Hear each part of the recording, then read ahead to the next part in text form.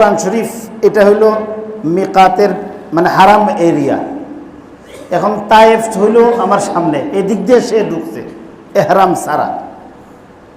সারা ঢুকছে। তো ঢুকার কারণে তার উপর সে আইন লঙ্ঘন করছে, তার উপর দম ওয়াজিব হয়েছে। এখন আবার এখানে না গিয়ে এই জিদ্দা যদি আসে পড়ে, অথবা যেই দিকে অথবা এই দিকে চারোদিকের কোনো যেদিকে তার জন্য সহজ হয় সেখান থেকে যদি আবার এহরাম পরে যদি সে চলে আসে, উমরা করে তওয়াফ সাই করে ফেলে, তাহলে যেই দম ওয়াজিব হয়েছিল এটা আর তার উপর লাগবে না। আল্লাহ পাক সহজ করে দিয়েছেন। তো এই যে একটা আইন কানুনের ভিতরে পড়া, এটা কেন করছেন? মক্কার সম্মানে। মক্কা শরীফ এমন সম্মানিত এক অঞ্চল যে এখানের মধ্যে কেউ ঢুকে গেলে আল্লাহ পাক রব্বুল আলামিন বলছেন, ইন্না আউওয়ালা বাইতিন উযিআ লিন-নাসি লাল্লাযী বিবাক্কাতা মুবারাকান ওয়া হুদাল লিল-আলামিন ফীহি আয়াতুন বাইয়িনাতুন মাকামু ইব্রাহিম ওয়া মান দাখালাহু কানা আমিনা। মক্কা শরীফ এমন সম্মানিত অঞ্চল যে এই অঞ্চলে যে প্রবেশ করলো সে আল্লাহর পক্ষ থেকে নিরাপত্তা লাভ করে, সে নিরাপদ হয়ে গেল। এখান থেকে কাউকে বের করে দেওয়া যায় না। এই হুকুমটা দেখেন, এটার আদলে ইসলামী বিধানগুলোকে সমাজ থেকে নির্বাসিত করার জন্যে, দূর করার জন্যে ইহুদি খ্রিস্টানরা ইসলাম চর্চা করে আরো বেশি, এরা পড়াশোনা করে। ইটালি একটা রাষ্ট্র, আমাদের দেশ থেকে এবং বিভিন্ন গরিব রাষ্ট্রগুলো থেকে মানুষ জীবনের ঝুঁকি নিয়ে কিন্তু ইটালিতে যায়, নৌ পারাপার করে, নদী ডিঙ্গাইয়া সমুদ্র পাড়ি দিয়ে যায়। এবং যাওয়ার সময় অনেকে আছে এই নৌকা জাহাজ ডুবে মানুষ আর ফিরে আসে না, ইন্তেকাল করে। কিছুদিন আগেও কিন্তু হয়েছে। এমন কোনো বছর নাই যে বছর অন্তত বাংলাদেশি মানুষ কিছু ইটালি যাওয়ার নামে সমুদ্রের মধ্যে ডুববা মরে নেই। এইভাবে জানে যে এটা অবৈধ পথ ধরে গেলে এমন সমস্যা হয়, নৌকা ডুবে, জাহাজ ডুবে, এরপরে একটা বিড়ম্বনার সম্মুখীন হয়। এরপরও এখানে যায় কেন? যাওয়ার কারণ হলো এটা খ্রিস্টানদের রাষ্ট্র। এই এলাকার মধ্যেই এই যে ভ্যাটিকান সিটি, এই যে এখন পোপ যে মারা গেল, পোপ ফ্রান্সিস মারা গেল, এর আগে ছিল বেনেডিক্ট, এর আগে ছিল পোপ জন পল, আমি আজকে বলছি। তো এরা যে এদের এই এলাকাটাকে, এই ইটালির আদি নিয়ম অনুসারে এদের গঠনতন্ত্রের মধ্যে আছে যে ইটালিতে কেউ যদি প্রবেশ করে, এরা সবাই ঈশ্বরের অতিথি, এরা সব ঈশ্বরের অতিথিকে কখনো বের করে দেওয়া যায় না। এই জন্যে দেখা যায় যে পুলিশই দৌড়াইতেছে, দৌড়তে গিয়া খালি লাফ দিয়া যদি বর্ডারটা পাইয়ে যেতে পারে, হে তো ঈশ্বরের অতিথি হয়ে গেছে, আর তারে পিড়াইয়া বাইর করতে। গত কিছুদিন আগে মনে হয় আইনের মধ্যে কিছুটা পরিবর্তন আনছে যে এরা এই ঈশ্বরের অতিথির আমলটা এমন অধিক পরিমাণে করছে যে অতিথি ফালতে এরা কাহিল হয়ে গেছে। এই জন্য দৌড়াইয়া কোনো মতে খালি চাইছে কি যে আমরা যাকে দায়রাবান্ধা খেলছি, তো দায়রাবান্ধা গুল্লা সুট খেললা সীমার বাহিরে যাইতে পারলেই বাস গেম হয়ে গেছে। তো এরাও চাইছে কি যে পুলিশে দৌড়াইতে বাস গেছে, বাস আঁকা বাঁকা এভাবে জিগজাগ করতে লাফ দিয়ে গিয়ে সেখানে পড়ে গেছে, বাস আলহামদুলিল্লাহ। ওমান দাখালাহু কানা আমিনা, এটা কাবা শরীফের ব্যঙ্গ করার জন্য এরা এই আইন জারি করছে। আর এরাই কিছু মুসলমান দালাল সৃষ্টি করে আল্লাহর দেওয়া নিরাপত্তা, হারাম শরীফের মধ্যে আল্লাহ কোরআনের মধ্যে যে নিরাপত্তা দিছে, এখন সেখানকার রাজ পরিবারের তথাকথিত কিছু লোক এই আইনের মধ্যে হাত দেওয়া শুরু করে। আল্লাহ তাআলা এদেরকে হেদায়েত দেখ, মুসলমানদের জন্য আল্লাহ তাআলা এই রাস্তাগুলি খুলে দেয়। তারা সম্মানিত করছেন। এটা এমন সম্মানিত যে এই মক্কা শরীফের হারাম এলাকার মধ্যে স্বাভাবিকভাবে যে কবুতর ডিম পারছে, জন্ম নিছে, এই কবুতরকে মারণ যায় না, এটা ডিম খাওয়ান যায় না, ধরন যায় না। কেন? আল্লাহ পাক রব্বুল আলামিনের ঘোষণা দেওয়া নিরাপদ অঞ্চলের বাসিন্দা হয়ে গেছে। মানুষের শুধু নিরাপত্তা না, মানুষের বাহিরে অন্য কোনো সৃষ্টিও যদি এখানে চলে আসে এবং সে যদি মানুষের জন্য কোনো ক্ষতিকর না হয়ে থাকে, তাহলে তাকে উত্ত্যক্ত করা শরীয়তের দৃষ্টিতে জায়েজ না।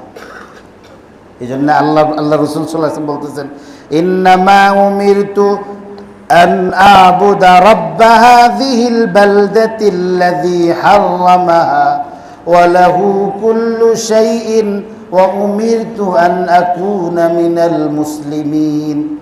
এই মক্কা নগরী, যে মক্কা নগরীকে আল্লাহ পাক সম্মানিত করেছেন, এই নগরীর রক্ষক আল্লাহর ইবাদত করতে আমাকে হুকুম দেওয়া হয়েছে। ইবাদত কারে বলে?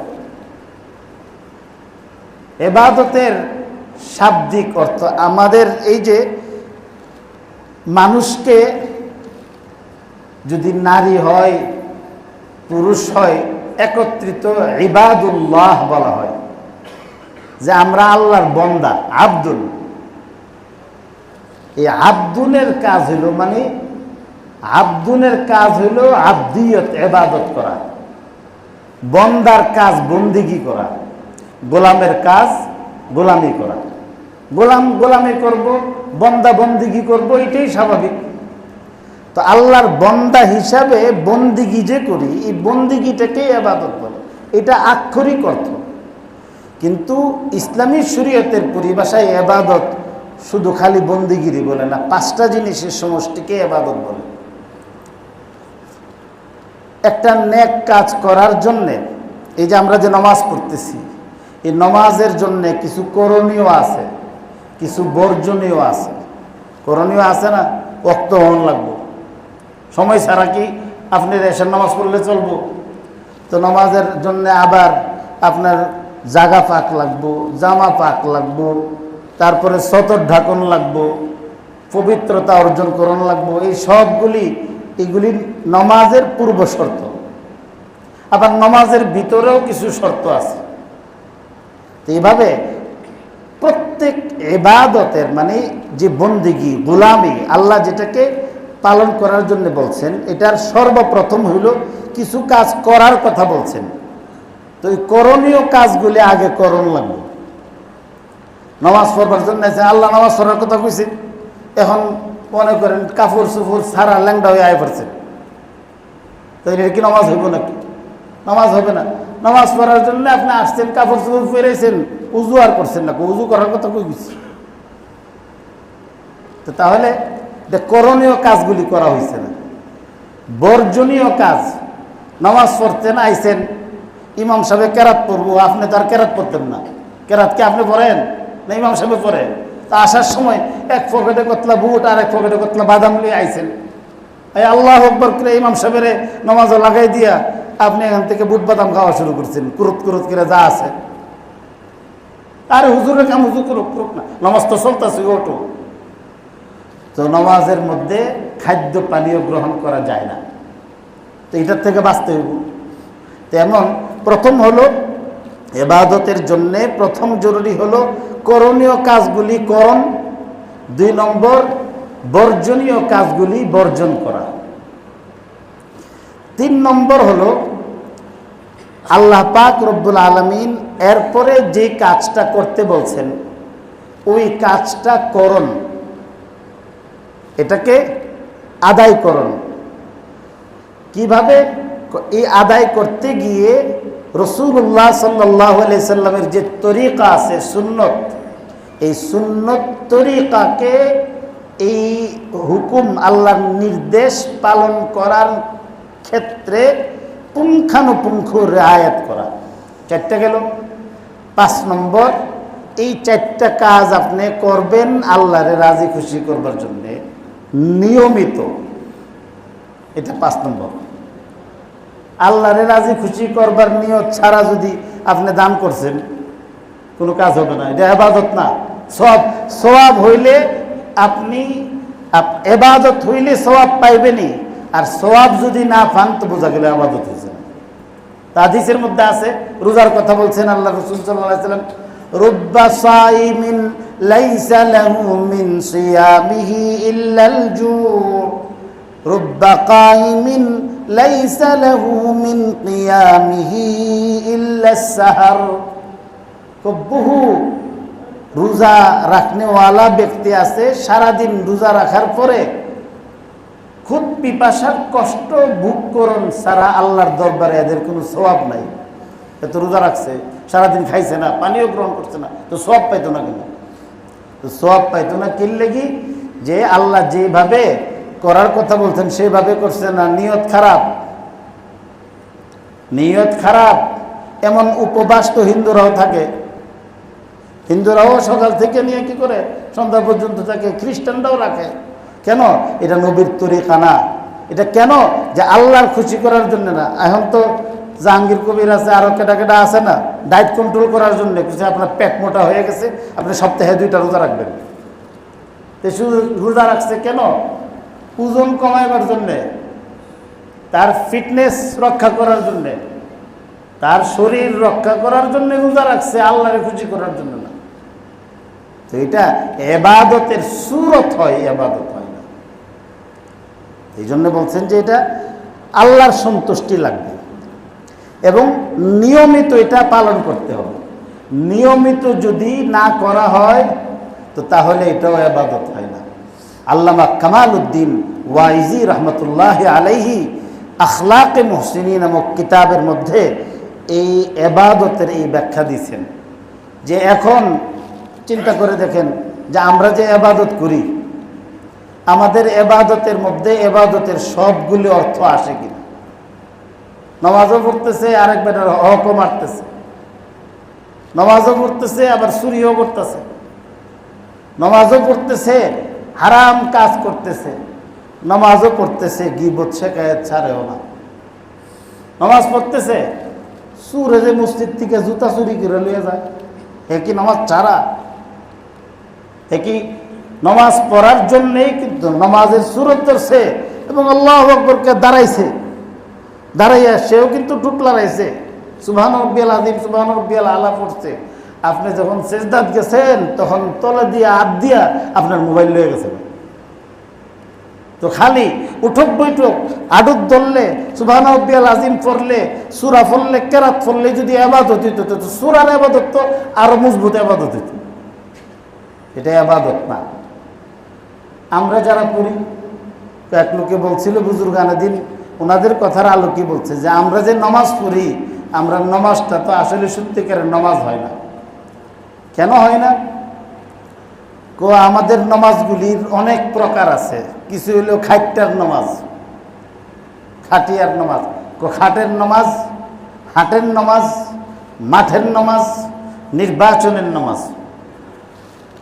যে খাটের নামাজ হইল যে এক ব্যক্তি মারা গেছে, এখন যেই ব্যক্তি মারা গেছে তার ছেলের সঙ্গে অথবা তার সঙ্গে কোনো আত্মীয়তার সম্পর্ক আছে, এই জীবনও নামাজ পড়ে না। এখন আত্মীয়তা এক এলাকার থাকে, এখন সে যদি জানাজার মধ্যে না আসে তো তার সঙ্গে তার পার্টনার, ব্যবসায়িক পার্টনার সামনে গিয়ে সমস্যা হইব। এখন পার্টনারের মন রক্ষা করার জন্য পার্টনারের বাপ মরে গেছে, খাইটার পিছে পিছে আটতে আটতে হে মসজিদে একার হয়ে গেছে। এখন নামাজের টাইম হয়েছে, নামাজের পরে জানাজা পড়ছে, জানাজা পড়ছে, হে যাইব কীভাবে? এই জন্য আল্লাহ আকবার কইয়া এমনি না ধরে এমনি ধরে রাখছে। দেখছেন না ওই দিন আগে জানাজাত গেছে, হে হইল আমাদের দেশের মধ্যে তো ভাইরাল হয়ে রয়েছে। আপনারা, আমি তো বুঝা বেকল মানুষ, আমি দেখছি তো নমাজে আল্লাহ আকবার কইয়া বাম হাতের উপরে ডাইন হাত ধরে না ডাইন হাতের উপরে বাম হাত ধরে? বলেন, বাম হাতের উপর ডাইন হাত। আর ওনারা কি করছে? ডাইন হাতের উপর বাম হাত দিছে, দিয়ে আবার তাকায় রয়েছে এমনি সেইদিকে, ওইদিকে তাকায় রয়েছে কি লেগি যে কালকে যে পত্রিকার মধ্যে ছবিটা আসবে, এভাবে থাকলে আবার যদি মানুষ ওনারা না চিনে, এই জন্য উনি পারে না, বেটকিটা দিয়েছে না কেন? আর যদি একটু সুযোগ থাকতো তাহলে আপনি দিয়া এটা বেটকিও দিল। এটা কি? এইটা তো নামাজ না, এটা হলো খাটের নামাজ। আরেকদিন বলছি এখানে খেপবেন না। মসজিদ মাদ্রাসার গেটের মধ্যে কিছু সুন্নতি সামগ্রী থাকে, তসবিহ, জায়নামাজ, এরপরে আতর, কর্পূর, জানাজার মিসওয়াক, এগুলি বিক্রি করে না। এখন এই লোক যদি নমাজ না পড়ে তো মানছে তার কাছ থেকে মাল নিত না। শুক্রবার দিন এসে দেখবেন যে সামনে অনেকেই কিছু পসরা নিয়ে বসে, পেছনের দিক দিয়ে দাঁড়ায়, নমাজ শেষ হওয়ার পরে সালাম ফিরে এবার আগেই দেখবেন কি দৌড়াই গিয়ে ওখানে দাঁড়া গিয়ে বসে। তো এখন উনি যদি এখানে নিরীহ ভাব না ধরে, এ নমাজ ফরক না ফরক, পাগড়ি লাগাইয়া বা টুপি লাগাইয়া কিন্তু বসলে নমাজি মানুষে বলে যে আরে না, লোকটা নমাজি মানুষ, আমার সাথেই দাঁড়ায় নমাজ পড়ছে, এর থেকে একটু মাল কিন। তো এই লোকের নামাজ হইল হাডের নামাজ, আরেকটা হইল মাঠের নামাজ। মাঠের নামাজ হইল গ্রাম দেশ আদিকালে আমাদের কি ছিল যে মসজিদের সঙ্গে মাঠ থাকে, আশপাশে ঈদগাহ থাকে, তো এই মাঠগুলির সাথে পুকুরও থাকে।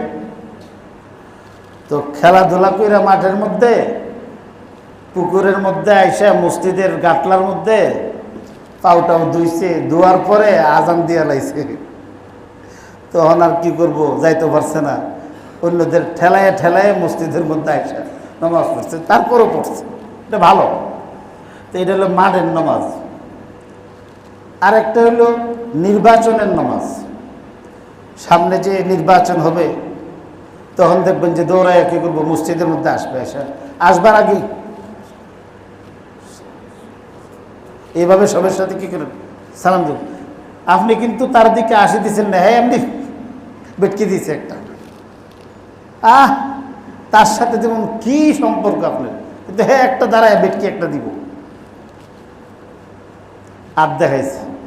এরপরে নামাজ পড়ছে, কি এর সুরা, কি এর এত চিন্তা করতেছে যে হুজুরে কোন সময় নামাজ শেষ করবো, দাঁড়াই এরপরে কি করবো, আসসালামু আলাইকুম, আউযু বিল্লাহি মিনাশ শাইতানির রাজিম। সম্মানিত এলাকাবাসী, আউযু বিল্লাহি মিনাশ শাইতানির রাজিম তো শয়তানের কুমন্ত্রণা থেকে বাঁচবার লাগি পড়ে। তো হে যে খারুইয়া আউযু বিল্লাহি মিনাশ শাইতানির রাজিম কইল, হে কার কাছ থেকে আশ্রয় চাইল? এক নম্বর কথা। দুই নম্বর মানে কি, তাহলে শ্রোতারা সবাই শয়তান বানাইছে। দুই নম্বর হইল কোরআন শরীফ তেলাওয়াতের জন্য আউযুবিল্লাহ জরুরি। আউযুবিল্লাহ কোরআন শরীফ পড়া ছাড়া অন্য কোথাও আউযুবিল্লাহ ব্যবহার করা জায়েজ না। যে বয়ান করবেন বিসমিল্লাহ পড়বেন, বিসমিল্লাহির রহমানির রহিম বলা যায়, কিন্তু কোরআন শরীফ তেলাওয়াত না করলে আউযুবিল্লাহি মিনাশ শাইতানির রাজিম, বিসমিল্লাহির রহমানির রহিম এই দুইটা পড়া জায়েজ না। এটা ইসলামী ফিকর মাসআলা পরিপন্থী। তো জানে না আউযুবিল্লাহি মিনাশ শাইতানির রাজিম। সম্মানিত এলাকাবাসী, তো সম্মানিত এলাকাবাসী কোনো কোরআন শরীফের আয়াত না যেটা পড়ার জন্য আপনি আউযুবিল্লাহ পড়তে হবে, এটা পড়তেছে। এটা হলো নির্বাচনের নামাজ। ভিক্ষার নামাজ আছে আরেকটা, ভিক্ষা করবার লেগে আইছে।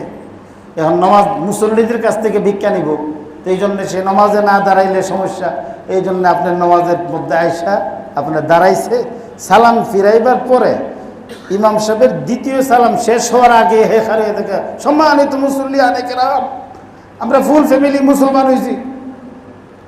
তুই মুসলমান হয়ে ইসলামের কি উপকার করে দিস? মসজিদে ভিক্ষা করতে আইস, মনে হইতেছে হ্যাঁ ইসলাম গ্রহণ করিয়া আমরা বহুত উপকার করে দিস।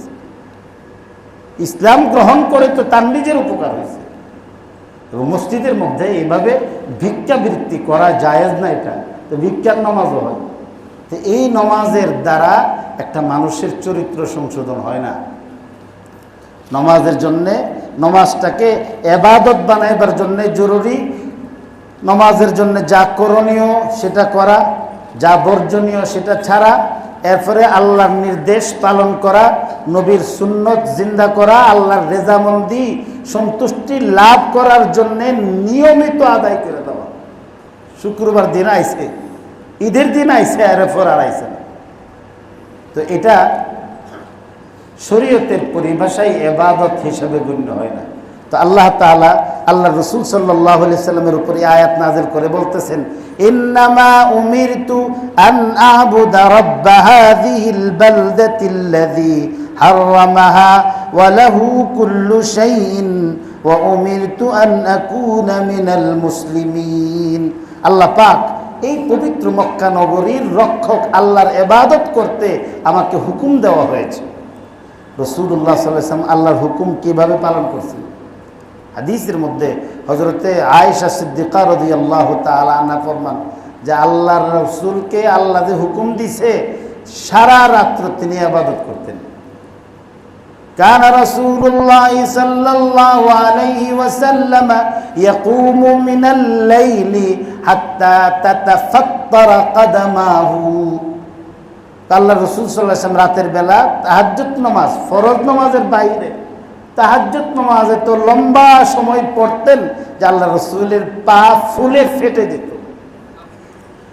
হযরত আয়েশা সিদ্দিকা রাদিয়াল্লাহু তাআলা আনহা বলেন যে ইয়া রাসূলুল্লাহ, আল্লাহ তো আপনার উপর মেহেরবানি করছেন, কোনো গুনাহ নাই, আপনি নিজে নিজে যে কাজটা করতে গিয়া মনে করেন যে এটা করা উচিত ছিল না, সেইগুলো আল্লাহ মাফ করে দিয়েছে, এরপরে এত কষ্ট করেন কেন? আল্লাহ রাসূল ফরমান, আফালা আকুনু আবদান শাকুরা, যে আল্লাহ আমার এত দয়া করছেন, সব মাফ করে দিয়েছেন, সে আল্লাহর দরবারে কি আমি একটু শুকরিয়া আদায় করবো না? এই জন্য শুকরিয়া আদায় করছেন। কেমনে?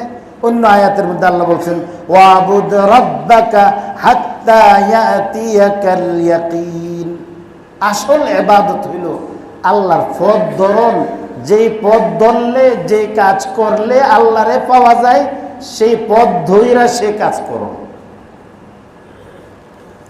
बता हमको तेरी राह किस तरफ है, बता हमको तेरी राह किस तरफ है, तेरी राह पर चला हमको खुदाया।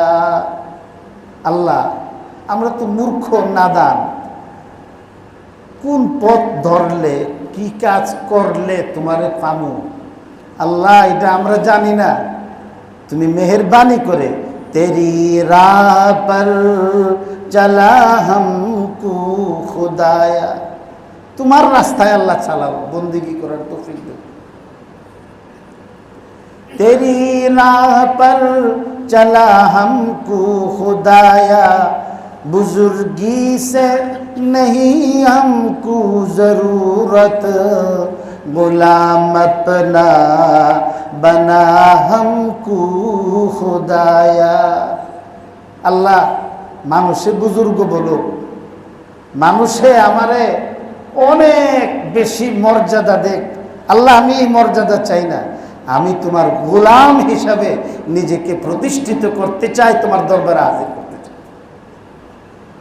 बुजुर्गी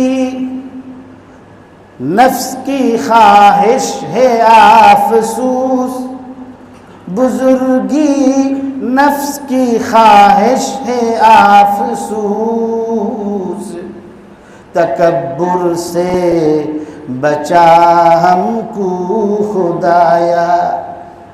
इबादत कइरा নিজেরে একটু বুজুর্গ বুজুর্গ মনে করা, এটা নফসের দুষ্টামি।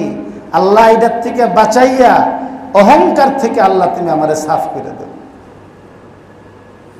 তো এই যে আল্লাহর সামনে নিজেকে শর্তহীনভাবে নিয়মিত সমর্পণ করা, এটা ইবাদত। ইন্নামা উমিরতু আন আ'বুদা রাব্ব হাযিহিল বালদাতিল্লাযী হাররামাহা ওয়া লাহু কুল্লু শাইইন ওয়া উমিরতু আন আকুনা মিনাল মুসলিমিন। যে আল্লাহ আমাকে একজন মুসলমানদের অন্তর্ভুক্ত, মুসলমান সদস্য হওয়ার হুকুম দিয়েছেন। খালি ইবাদত করার কথাই কইছেন না, মুসলমানদের অন্তর্ভুক্ত হওয়ার হুকুম দিলেন। প্রশ্ন হয়, রাসূলুল্লাহ সাল্লাল্লাহু আলাইহি ওয়াসাল্লাম আবার মুসলমানের অন্তর্ভুক্ত হতে, উনি কি মুসলমানের অন্তর্ভুক্ত না? এই জন্যেই শুধু শব্দের অর্থ দিয়ে কোরআন শরীফের অর্থ বোঝা যায় না। আল্লাহ কোরআন শরীফের মধ্যে বলছেন, ইয়া আইয়ুহাল্লাযীনা আমানু আমিনু, হে ঈমানদার, হে ঈমানদারেরা ঈমান আনো। ঈমানদার তো ঈমান আইন নাই রাখছে, আবার কি আনবো? এই জন্য বলছে এই নির্দেশগুলি যাদেরকে দেওয়া হয়েছে, বেঈমান রে যদি কইতো ঈমানের কথা, তাহলে এর অর্থ হইছে কুফরি চাইরা ঈমান আনো। আর ঈমানদার ব্যক্তিকে ঈমান আনার হুকুম যদি দেওয়া হয়, তাহলে এই হুকুমের অর্থ হইছে ঈমানের উপর প্রতিষ্ঠিত থাকা, বহাল থাকা। এটাই ঈমান আনার পরে আবার ঈমান আনা, এটাই মুসলমান হওয়ার পরে আবার মুসলমানদের অন্তর্ভুক্ত হওয়ার। মানে কি এর মধ্যে থাকো কেন? বহু মানুষ আছে ঈমানদার মানুষ পরে আবার বেঈমান হয়ে গেছে, নামাজ পড়তে ছেড়ে দিছে, দাঁড়িয়ে আসিন কামাই লেছে। ইচ্ছা করলেই থাকা যায় না। গত শুক্রবারে বলছি, হযরত আবু আব্দুল্লাহ আন্দলুসি রহমতুল্লাহ আলাইহির কত বড় বুজুর্গ আলেম ছিলেন, কিন্তু পরে বেঈমান হয়ে খ্রিস্টান হয়ে গেছিলেন। এই জন্যে উমিরতু আন আকুনা মিনাল মুসলিমিন, মুসলমানদের অন্তর্ভুক্ত হওয়ার হুকুম দিয়েছেন, মানে ইসলামের উপর প্রতিষ্ঠিত থাকার জোরালো নির্দেশ দিয়েছেন। আল্লাহ পাক রব্বুল আলামিন তৌফিক দিলে আগামী সপ্তাহে বাকি অংশগুলোর